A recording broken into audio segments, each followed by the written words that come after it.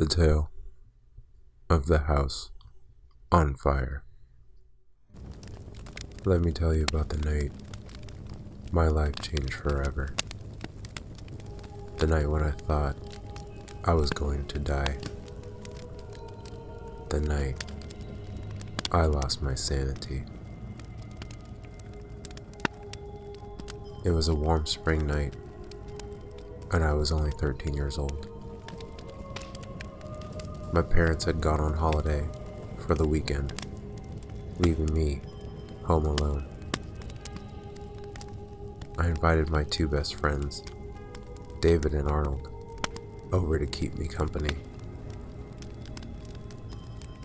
We were in my bedroom, listening to music. Arnold reached out and lowered the volume. "Hey, why don't we tell some scary stories?" he said. "I'm in the mood for a scare." "Sounds like a good idea," David agreed. "Who's gonna go first?" I have one," I volunteered. "But, I don't know if I should tell it." "Come on," said David. "Let's hear it, man." Okay,"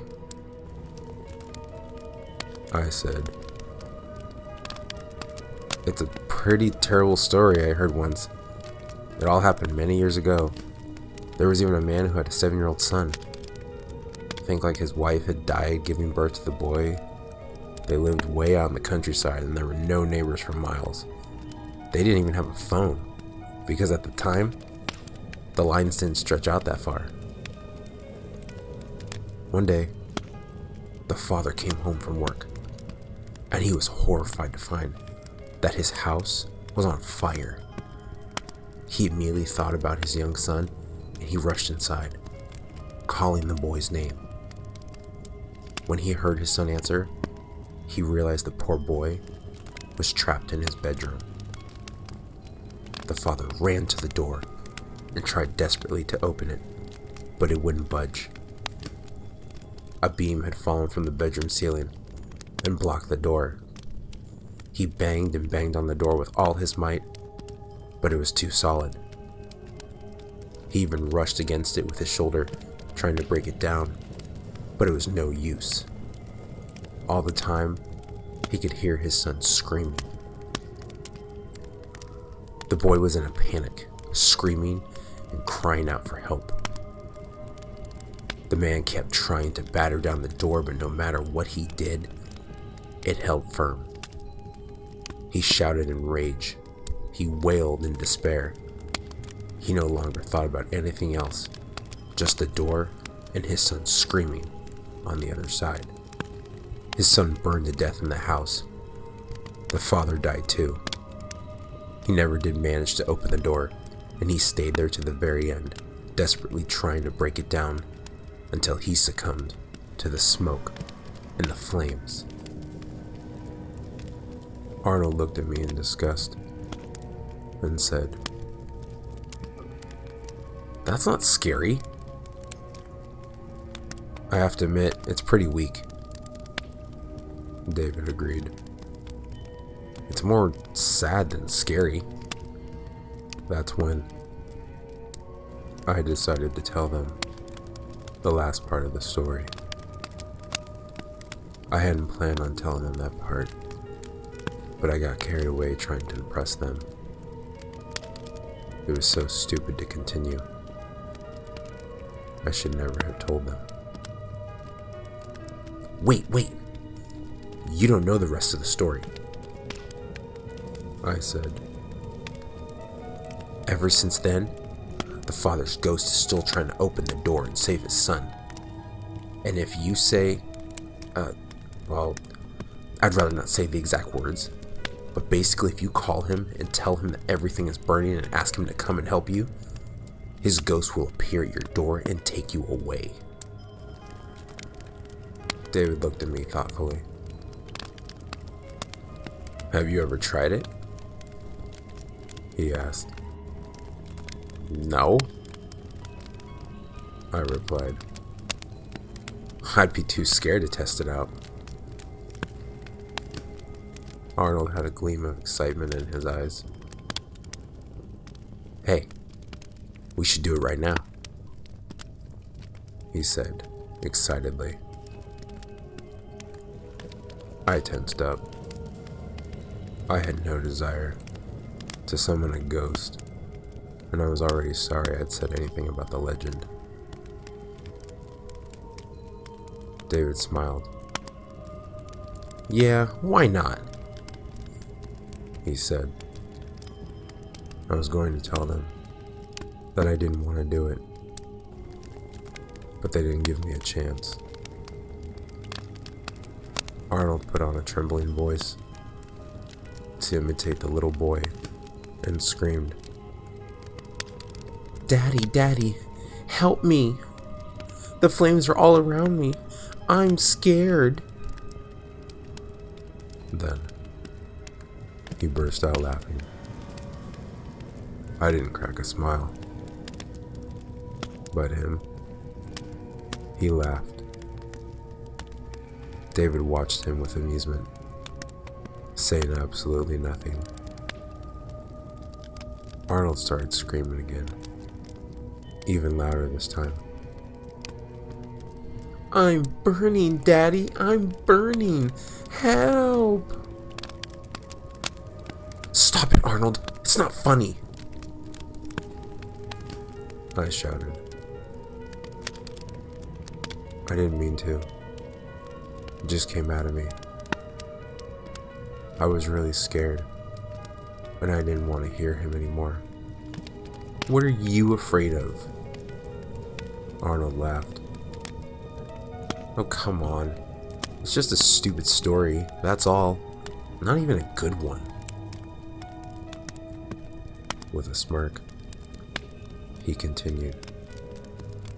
Daddy, please help me. The fire is burning me alive. All of a sudden, there was a loud knock on my bedroom door. Arnold stopped in mid-scream. We all froze. There was a very unnerving, eerie silence. We all looked at each other. None of us made a sound.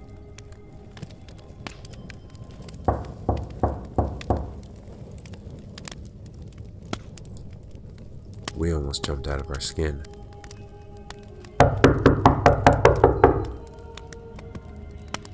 What's that noise?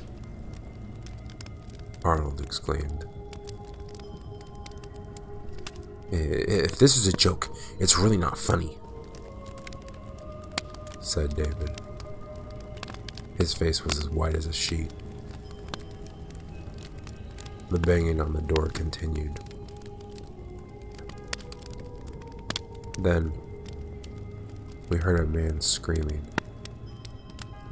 Those horrible cries will remain forever etched in my memory.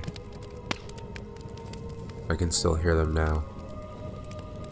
It sounded like the cry of a dying animal. It was inhuman and indefinitely and infinitely sad. The banging against the door and that horrible scream continued relentlessly. I was terrified and tried to hide behind the wardrobe. Arnold grabbed a chair and stood poised to strike anyone who entered the room. David curled up against the wall. Tears were streaming down his face. No, no, he cried. What is this? I'm scared.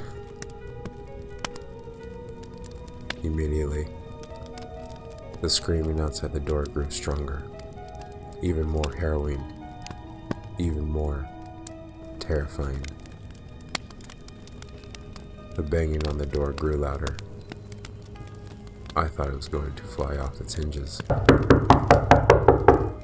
Then, panic seemed to overcome David. I can't take it anymore, he wailed. I've got to get out of here.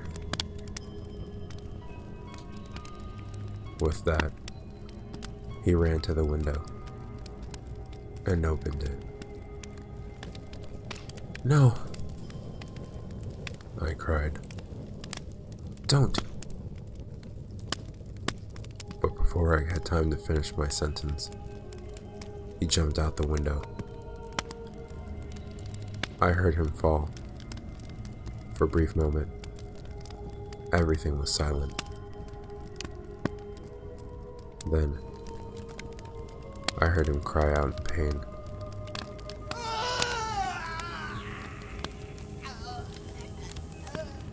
I'm hurt, you guys. My back. Oh, I'm hurt. I ran to the window and looked out. David lay on the concrete downstairs, screaming in pain. The screaming coming from behind the door got even louder and more crazed. The banging increased. I was going crazy. It was all a relentless nightmare, and David's screaming only added to the horror of this situation, especially since Arnold and I were too scared to leave the room to help him. Then I smelled something. I hadn't noticed it at first, but now the air in the room was filled with an awful stench. It was suffocating. The smell of burning flesh. It was unbearable. I turned away from the window and saw Arnold standing motionless in the middle of the room. His eyes were wide, and he was staring at the door as if in a trance. Then he bent over and vomited on the carpet. The banging, the screaming, the shouting, the stench of burning flesh, and the sight of Arnold spewing was all too much for me. I began to throw up as well.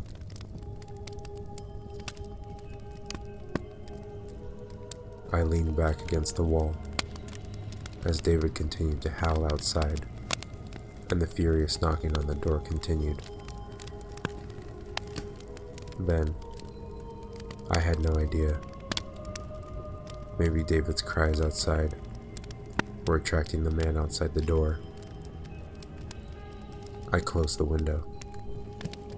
We sat on the floor, with our hands over our ears, shaking in terror as the cataclysmic blows against the door continued unabated, and the awful cries pierced our eardrums, and the burning stench mixed with the smell of our vomit. Gradually, the screams died down, the smell subsided, and the banging on the door grew weaker and weaker, until finally, everything was silent.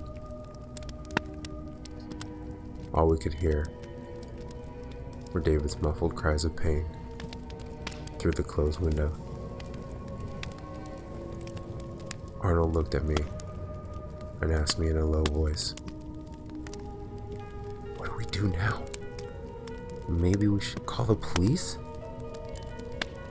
I said, "Or the fire department, or I don't know, an ambulance to help David." "Where's your phone?"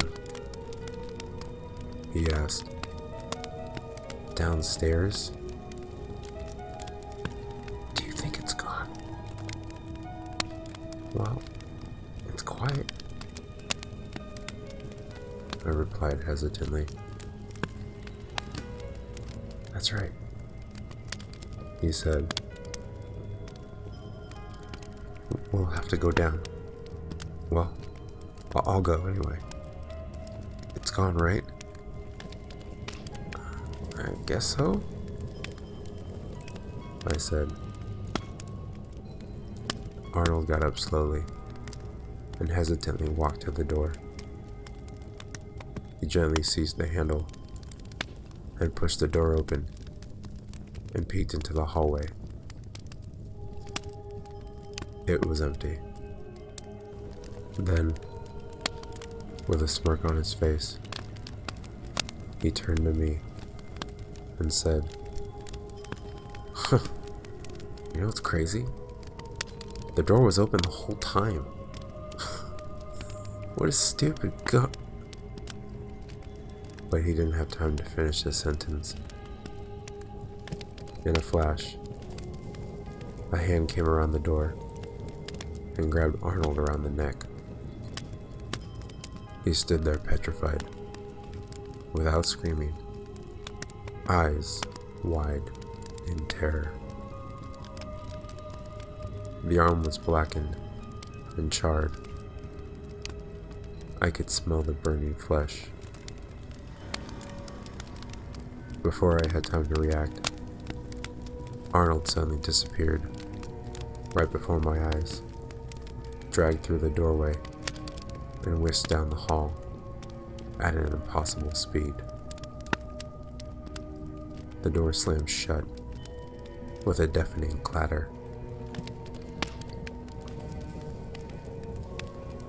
I got to my feet and ran to the door, but I didn't dare to open it. I called Arnold's name again and again, but there was no response. I still couldn't bring myself to open the door. I was afraid that the charred man might still be there. Nobody ever saw Arnold again after that night. My parents took me to a psychiatrist. I never told her anything, or anyone else, not even my own parents. They would never have believed me anyway. David did the same. He spent a month in the hospital. He broke his back in the fall. Even today, I still have a fear of opening doors. I'm terrified of what I might find on the other side.